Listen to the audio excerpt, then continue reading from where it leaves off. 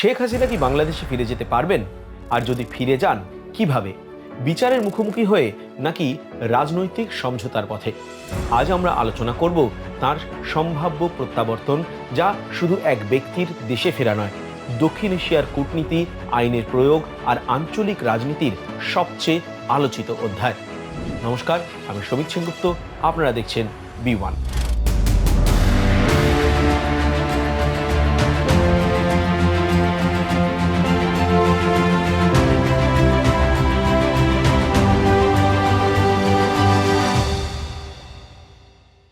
টানা 15 বছর ক্ষমতায় থাকার পর 2024 সালের 5ই আগস্ট শেখ হাসিনা দেশ ছাড়েন। ছাত্র আন্দোলন, রাজনৈতিক অস্থিরতার মাঝে তিনি ভারতের পথে পাড়ি দেন। পরে ঢাকায় পরিবর্তনের হাওয়া বইতে শুরু করে। নতুন অন্তর্বর্তী সরকার, নতুন তদন্ত আর একের পর এক অভিযোগ তার বিরুদ্ধে। সবচেয়ে বড় মোড়, একটা বিশেষ ট্রাইব্যুনাল তাকে অনুপস্থিত অবস্থায় মৃত্যুদণ্ডে দণ্ডিত করে। We have decided to inflict her with only one sentence, that is sentence of death.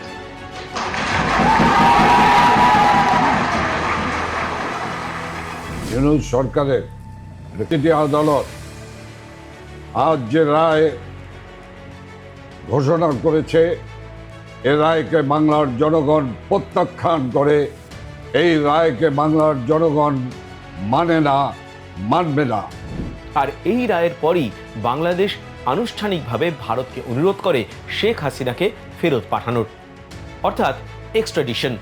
অনেকেই ভাবছেন ভারত কি তাকে ফিরিয়ে দিতে বাধ্য? উত্তর হলো আইন আছে, কিন্তু বাধ্যবাধকতা নেই। Do you believe that Hasina will ever be handed over by India to Bangladesh? Given to themselves, if they are free to make a choice, probably they will keep her. If some legal obligation is there that they cannot avoid, then the situation will be different. What's India's interest in keeping her? They have been supporting her all along. They're still hoping, probably those who are behind her, hoping that she will come back in Bangladesh and with full glory of returning as a victorious leader.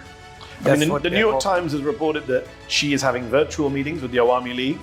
Does it worry you that India is going to bring her back and try and reinstall her?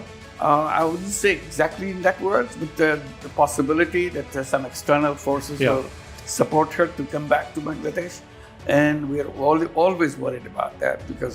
Have you spoken to Modi? I have spoken to Modi. What did he say when you said send her back to face justice? Two things. First, they said you want to keep her. I can't tell you what to do with her, but make sure she doesn't talk about us. She doesn't talk about Bangladeshi people over her. Sorry, Modi said that to you? You said that to her? I told Modi Okay. about that. That please make what did sure he say? that he said the social media I cannot control. Bharat বাংলাদেশের মধ্যে একটি extradition চুক্তি আছে, কিন্তু সেই চুক্তিতে দুটি বড় ধারা বিষয়টিকে জটিল করে তোলে।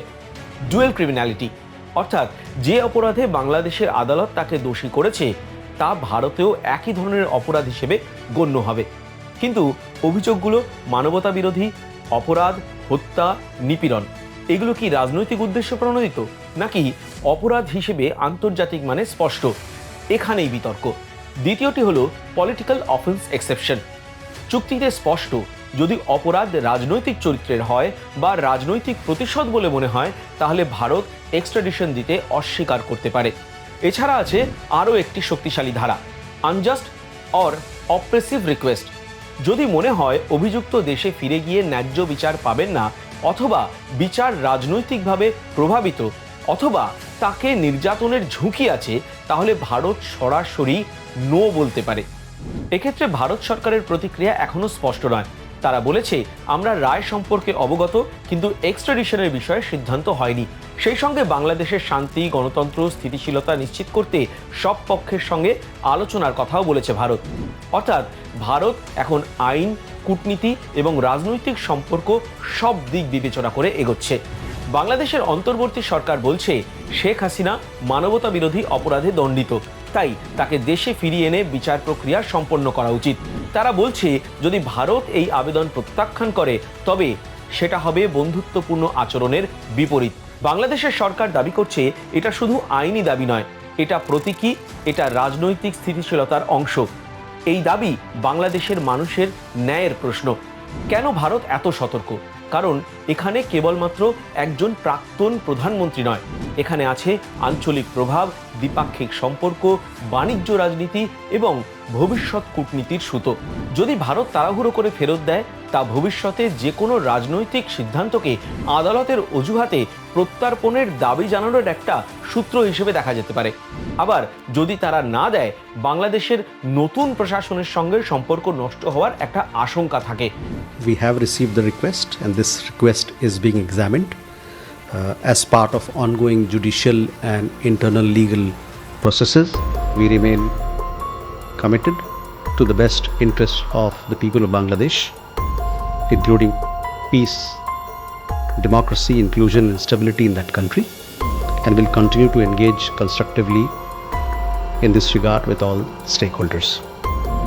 বিষয়টি এখন একটি কূটনৈতিক ভারসাম্যের খেলা, যেখানে আইন, নৈতিকতা, নিরাপত্তা, রাজনীতি সব একসঙ্গে ওজন মাপছে। তাহলে কি শেখ হাসিনা বাংলাদেশে ফিরে যাবেন? যদি চুক্তি, আদালত, রাজনৈতিক প্রেক্ষাপট সব মিলিয়ে বিচার করি, তাহলে উত্তর দাঁড়ায় ফেরা অসম্ভব নয়।